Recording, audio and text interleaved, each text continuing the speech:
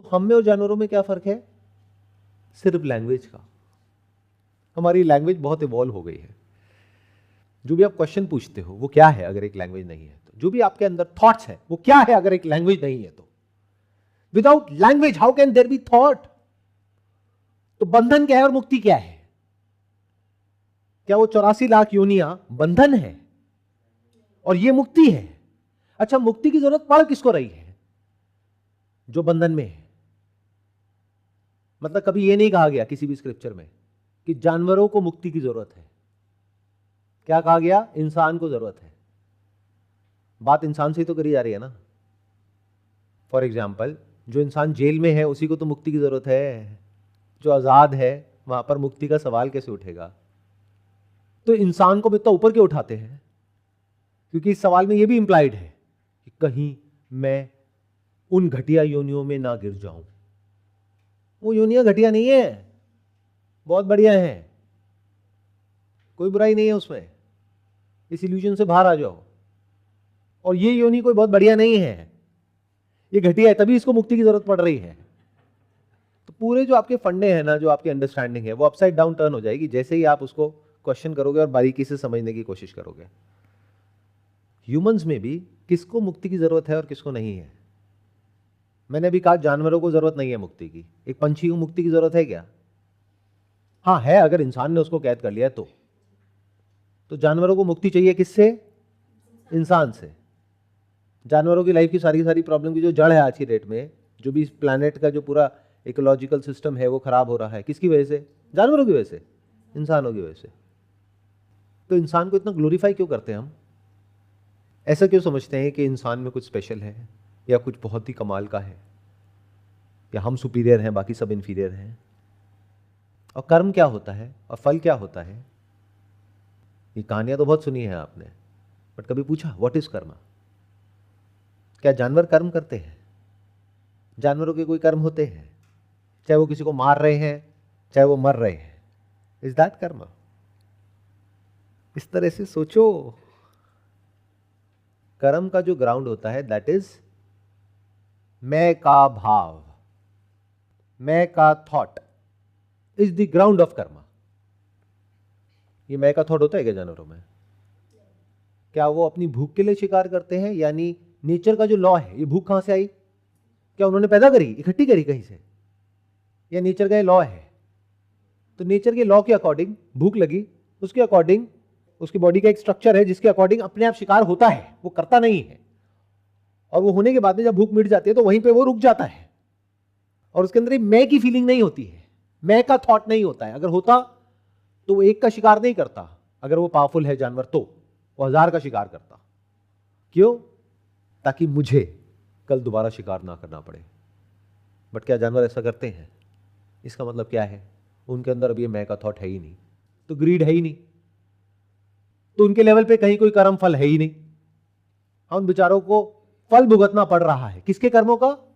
हमारे कर्मों का।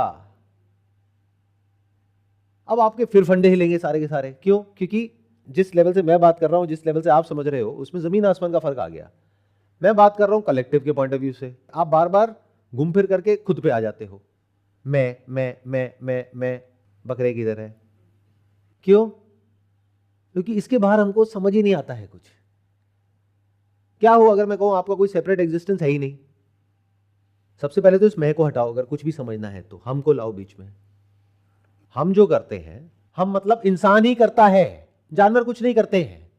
लगता है देखने में कि वो कुछ कर रहे हैं, वो कुछ करते हुए भी नहीं करते हैं। बट ये एक ऐसा जानवर है, इंसान, जो कुछ नहीं भी कर रहा होता तब भी बहुत कुछ कर रहा होता है। आपको देखने में ऐसा लगता है कि आप कुछ नहीं कर रहे हो, मन ही मन बैठे हुए पता नहीं क्या क्या कर रहे होते हो। किसी के मुंह पे हंस रहे होते हो, अंदर से उसको गालियां निकाल रहे होते हो। तो इंसान है जो करप्ट है, जानवर तो भोले भाले हैं।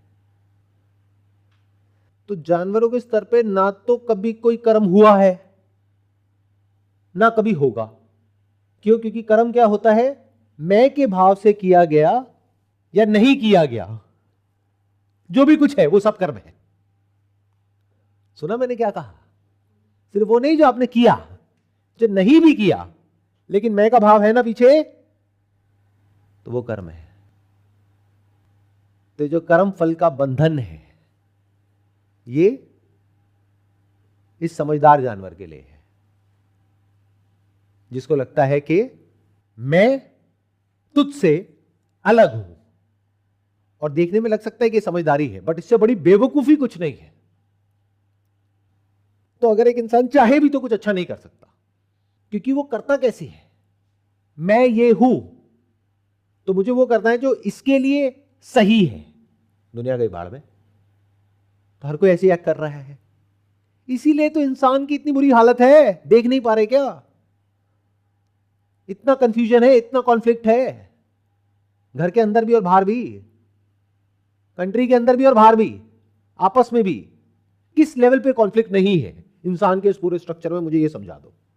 इंसान को अगर अकेला भी ले जा करके कहीं बिठा दिया जाए तो इतना कॉन्फ्लिक्ट है जिसकी कोई हद नहीं है, और जानवरों को साथ भी ले आए तब भी कोई कॉन्फ्लिक्ट नहीं है। जैसे मधुमक्खियों को देखो कैसे काम करती है, इसको इंटेलिजेंस कहते हैं। किसकी इंटेलिजेंस? नेचर की intelligence, not artificial intelligence, natural intelligence, not intelligence of a particular मधुमक्खी, कलेक्टिव इंटेलिजेंस। तो वहां कोई कॉन्फ्लिक्ट है ही नहीं, वहां सब कुछ एक सिंक्रोनाइज वे में हो रहा है। सब अपना अपना काम एफर्टलेसली कर रहे हैं, जिसमें सबका फायदा हो रहा है। उसमें ना मधुमक्खियों को कोई प्रॉब्लम है, ना फ्लावर्स को कोई प्रॉब्लम है। तो कहीं थोड़ी बहुत प्रॉब्लम दिख भी जाएगी, बट अगर सबके स्टैंड पॉइंट से देखोगे तो वो बुरा होता हुआ दिखता है एक छोटे लेवल पे नेचर में, बट ओवरऑल उसका भी फायदा होता है। इंटरेस्ट आ रहा है इस सब चीजों में? I am not sure, because you are all filled up with their own petty little thoughts, जो इधर उधर से कहीं से फीड कर लिए हैं माइंड में। स्पिरिचुअलिटी का मतलब समझते हो? कभी पूछते हो what is spirituality? To be free from yourself. If you can be absolutely free from yourself, तब आप देख सकते हो, क्योंकि आप अंदर से शांत हो। बट आपके जो भी सो कॉल्ड गुरु हैं, क्या वो पूरी तरह से फ्री है? क्या उनका कोई पर्सनल एजेंडा है? क्या उनको कुछ करना है दुनिया में, उनको या उनकी ऑर्गेनाइजेशन को? कुछ भी करना है तो they are filled with themselves. तो क्या वो कुछ देख पाएंगे? देखने के लिए you need to be free from yourself, then you will be able to see everything as it is. नहीं तो मैं बीच में आ जाएगा। इन अदर वर्ड्स, आपके जो गुरु हैं, अगर वो किसी भी थॉट से आइडेंटिफाइड है, मैं ये हूं और मुझे ये करना है, हम ये है, हमें ये करना है, तो वो कॉन्फ्लिक्ट की जड़ है। क्योंकि ऐसे ही और बहुत सारे लोग हैं, वो आपस में एक दूसरे को गलत बोलेंगे और वहां पे लड़ाई झगड़ा होगा। वो और डिवाइड करते चले जा रहे हैं दुनिया को अलग अलग कैटेगरीज में।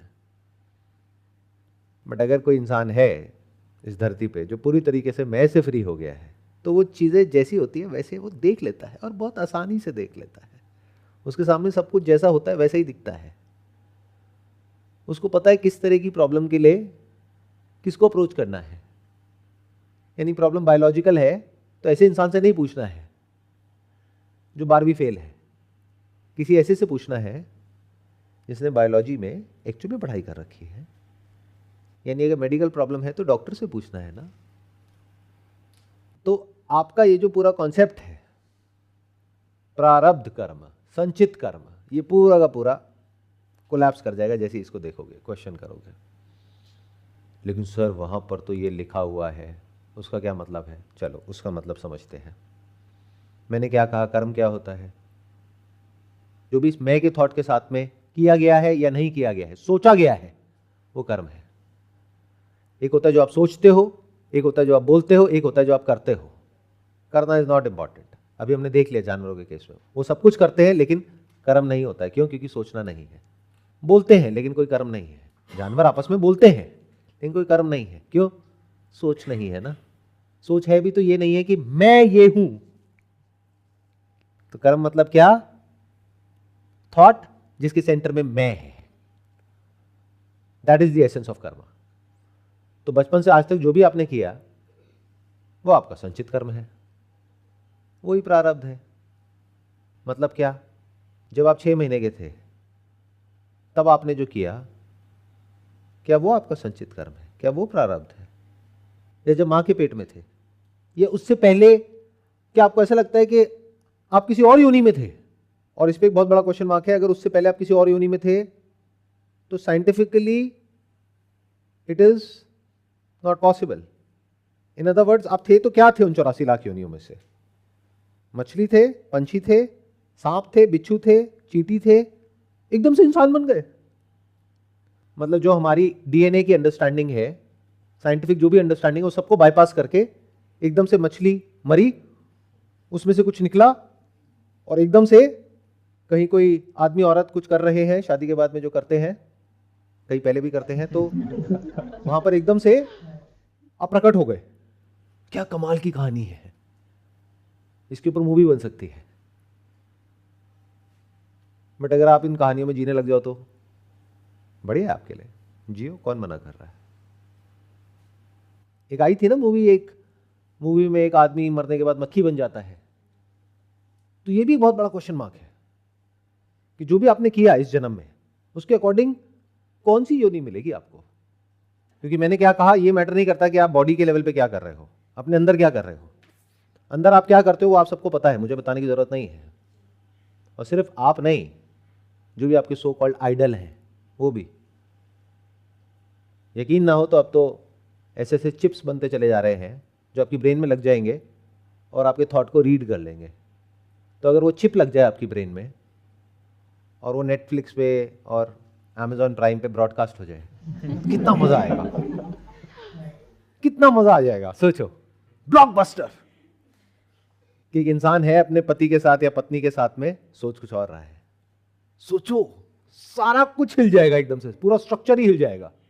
कहेंगे भाई साहब ये चल क्या रहा है। बाहर से कोई ऐसा दिख रहा है कि बहुत ही सुलझा हुआ है, बहुत ही काम है, कंपोज्ड है, पीसफुल है, और अंदर भूचाल है। तो जो भी आप सोचते हो वो आपको पता है कि आप क्या सोचते हो।